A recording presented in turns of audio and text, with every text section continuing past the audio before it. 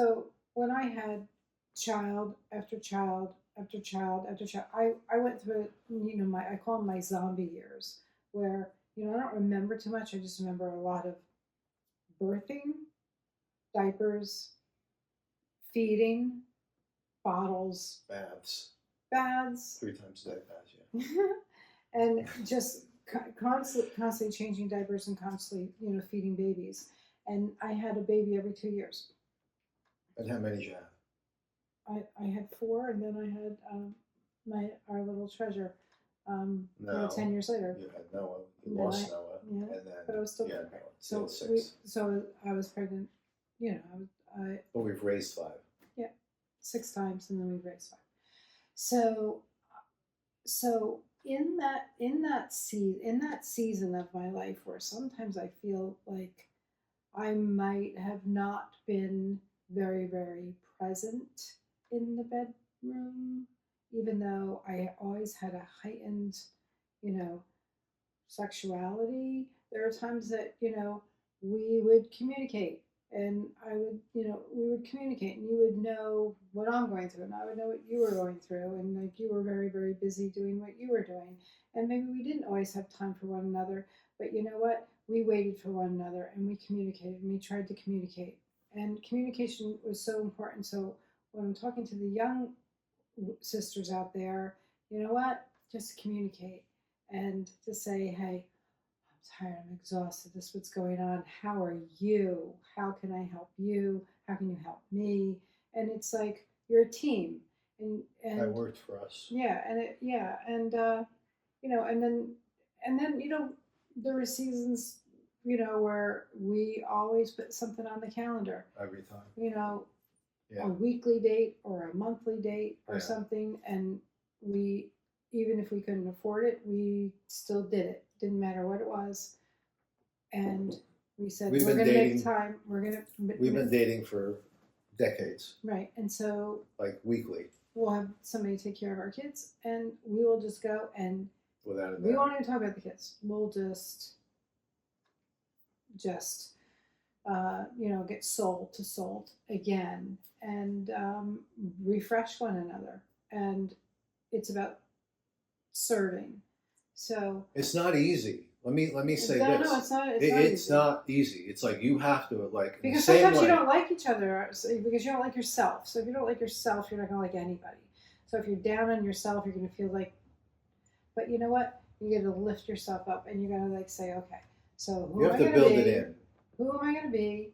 I'm going to choose to be positive. I'm going to choose to be negative. I'm going to choose to live in my trauma and live in my drama, or am I going to choose to live and rise above it and serve my partner, serve my husband? It has to be built in just in the same way. Because when you serve and when you refresh another, you yourself are refreshed. And I always go back to this. One of my favorite sayings.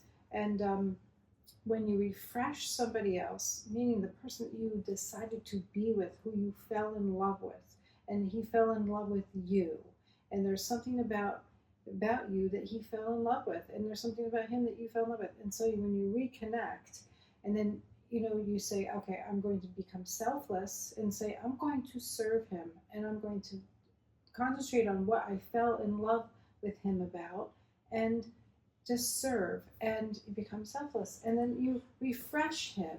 So when you refresh him, you yourself will be refreshed. So when you go back to reality, back home, back to wherever you have to be after your date or after your night alone with one another or your weekend, you're refreshed and you're able to, target life again. And that is a season where a growing season, a growing time. You just grew. Every single situation in your life or every moment you have in your life is a learning lesson. And that's a learning lesson.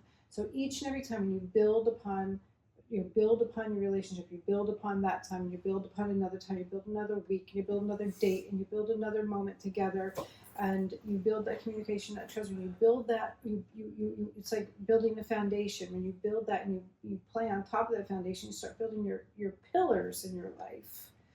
Those have become strongholds in your relationship that you can always fall back on. and you always look back upon and say, okay, well, we have that. We have all these moments and we have all these times that we've built upon, and we've built something. And it's very hard to break down things that you have built, and you have become selfless, built, served, and built upon. It's very hard for somebody on the outside to break forth and break through that unless that communication is broken.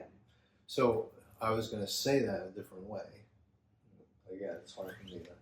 I get easily triggered because, as being a pastor and you with me for 30 years, we've counseled, definitely thousands of people, not hundreds. But I get very triggered sometimes. I get very animated, and I've talked to you about this, and sometimes like I'll start twitching or blinking, or I get very like loud, because it's not like I'm just reading a statistic.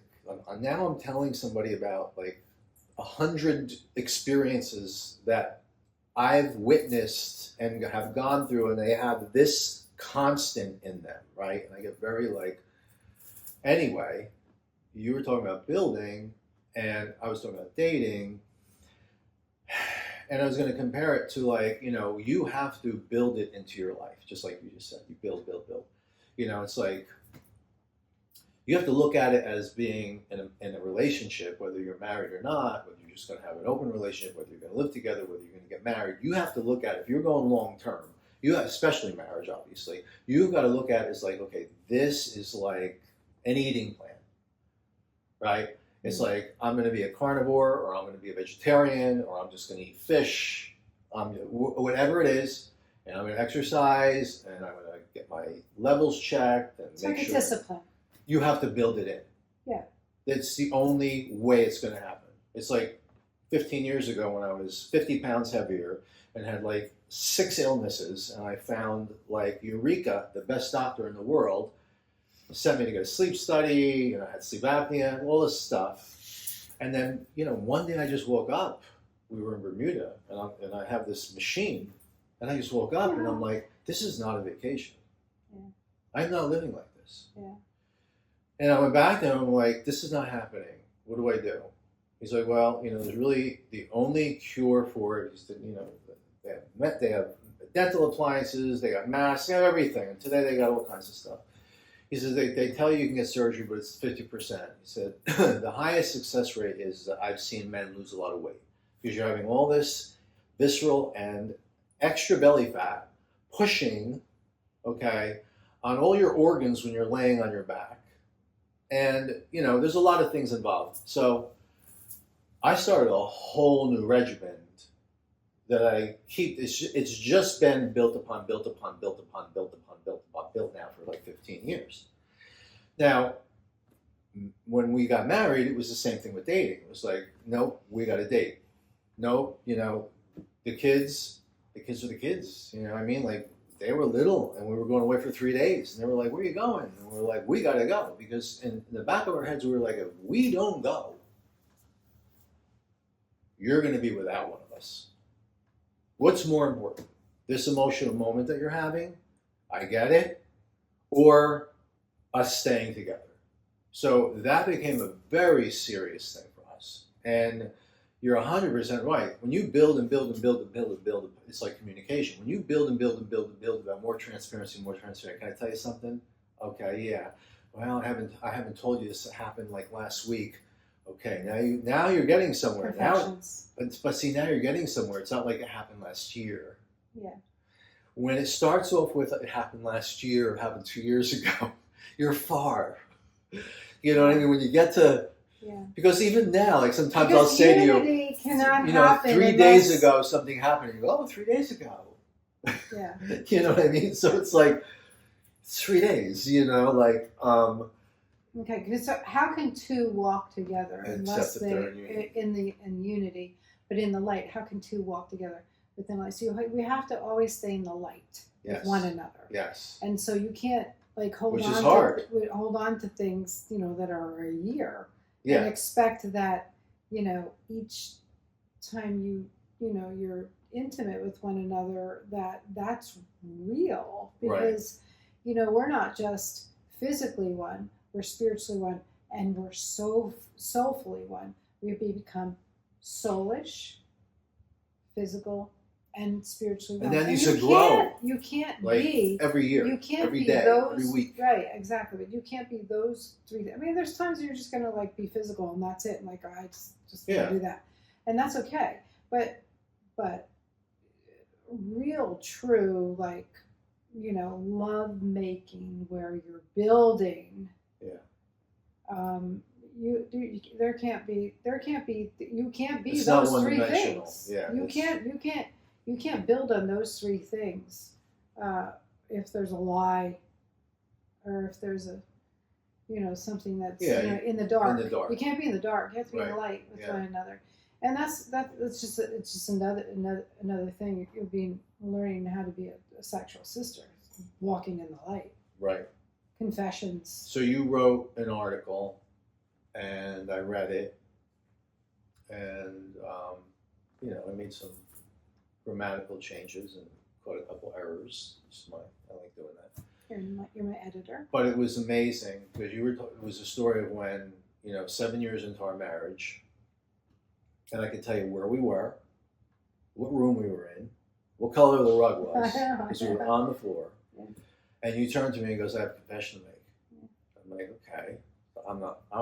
I have no idea. Like, I have no point of reference, no starting point. It could be, did she spend money? Like, I don't know. I had no clue. And you're like, "I have a lust problem."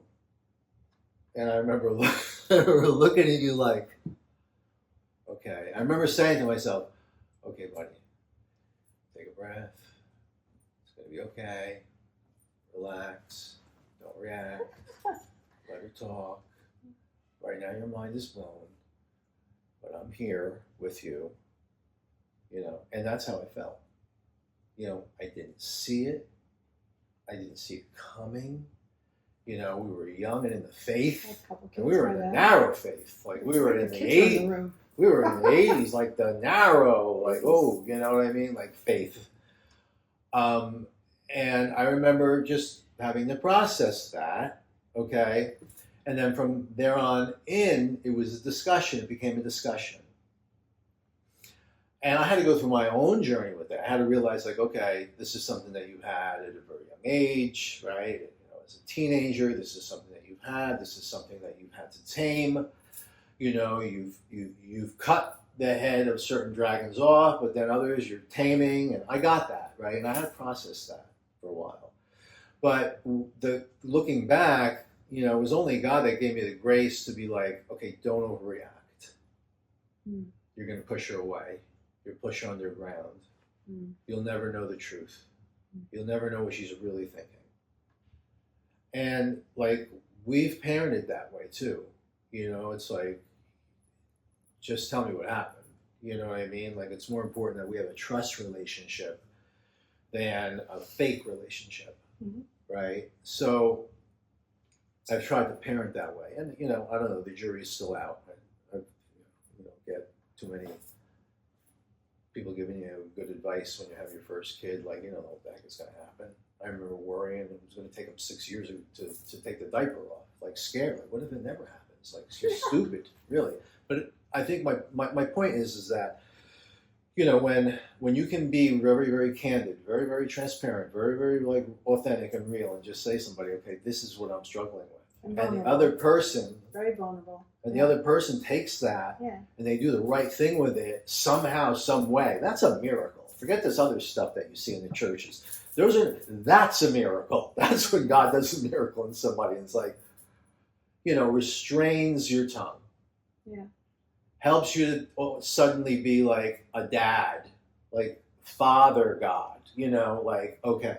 Like, you know, not bless me, Father, for I have sinned. It's been 8 months. This is my last confession. But like, okay, God sees you. He knows what you're doing. You know, you're ashamed of doing something in the bedroom. So it's like you make believe you go into this denial box to do it. And then you come out, you're guilty because of whatever. Mm-hmm. It's really about taking on that, even as a female, being like God the Father, you know, just taking on that role and not overreacting. That's hard for some people to do.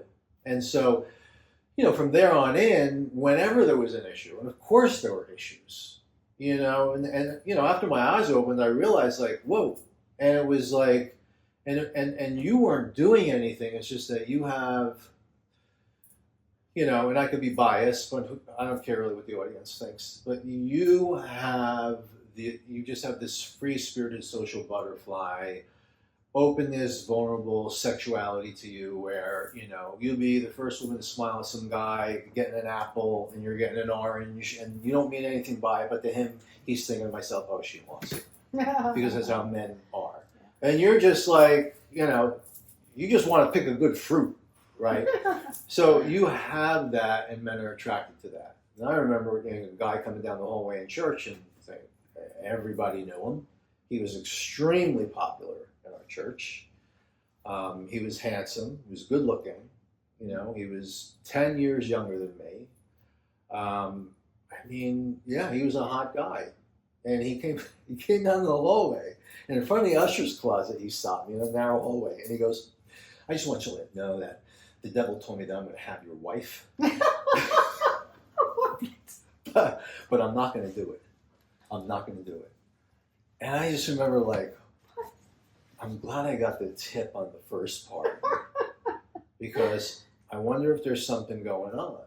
I wonder is he just where did he get that from? Mm. Obviously, you're out there and you're attracting, because that's kind of what you do. But so that kind of, just being honest, I put up the my radar. My radar went up. I'm like, I gotta watch this guy. What I mean? What kind of a bump in was that? But it was fine, because I was able to have that conversation with you, and I was able to have conversations with you, and you were able to have conversations with me. So it was good, because we we agreed to keep one another accountable. You more than me. Accountability. Yes, just like keeping you accountable. Because this is, and the rest of it, just kind of fell together, and that was something that really helped. Again, just build our trust. Yeah. Build our trust. Build our trust. Build our trust. And how many times does that happen in a workplace? Probably happens all the time in workplaces. Yeah. All the time. Yeah. Yeah, totally. I mean, not in the way it happened to me. Like, I'm running the church. I'm the senior pastor. It would be like, okay, you're working for a multi-million-dollar company, and you go to the boss and say, "Hey, you know what? I had a dream about wife last night, and I think I want to, but I'm not going to." But okay, you work so you're closely gone. with That guy's like, "You're gone. In a work You're setting. fired." But you can work so closely with somebody in a work Yes. setting. Yeah. That you really start to, like their soul, and you become friends, and friendship, right? A little bit more than friendship. And to be clear, that wasn't happening with this person. No, not at all. But I'm talking about maybe my sisters out there that either their husbands are a little bit too close to what's going on, with their friends that are women, females, or you are in the workplace and you're doing the exact same thing. And maybe you felt like you've walked over the line a little bit in your friendship with males, or even with females, if that's the way, whatever makes your pot red. But it's all about accountability. So if you have that, if you have a tendency to have friendships that are a little bit closer, that maybe you are attracted to the other person, you need to come to your husband. If you have that, unity with one another, and you're in the light, and the husband needs to be able to go to the wife, and that's a whole other ballgame. Right. But I'm telling my sisters, yeah, you need to tell you need to be open and honest, and you need to tell your husband if you want help, of course. But even if you just want to share and say, that came out of growing apart. Right. Okay, which it fits. But it's kind of a little bit of a tangent. You know what I mean? We could have grown apart there. This is what I want to say. This is my point. Is that it happens. You can be, spiritually, physically, and mentally, and everything soulfully one with your spouse, and have a wonderful relationship, have great sex, serve one another in the light, and these things can happen. Like it could be a little lust thing that's going on, or just a little deeper friendship. You admire something in somebody that you're working very close with, and it happens. And you have to be open and honest and say, this is what's happening and this is here. And then you discuss it. And then whatever happens with your discussion with your husband, what he allows, what he doesn't allow, okay, those kind of, that's totally different, another subject. You're going to get a lot of responses that are going to say a lot of things. Yeah. You can get a guy that doesn't care, like at all. That should tell you something. Like he doesn't care at all. Like doesn't want to talk about it. Doesn't want to even say thank you. Is it an issue? Is he giving you a problem? You know what I mean? Do you want me to get involved? Are you good? You want to talk about it? He doesn't do anything. Like that guy right there, he's a problem. Right. He doesn't care about you. He doesn't care about communicating with you. He can care. He's done. I don't know where he's at, but he ain't with you. Okay, that's the first response. The second response could be more in detail, like, do I need to get involved? Like I said.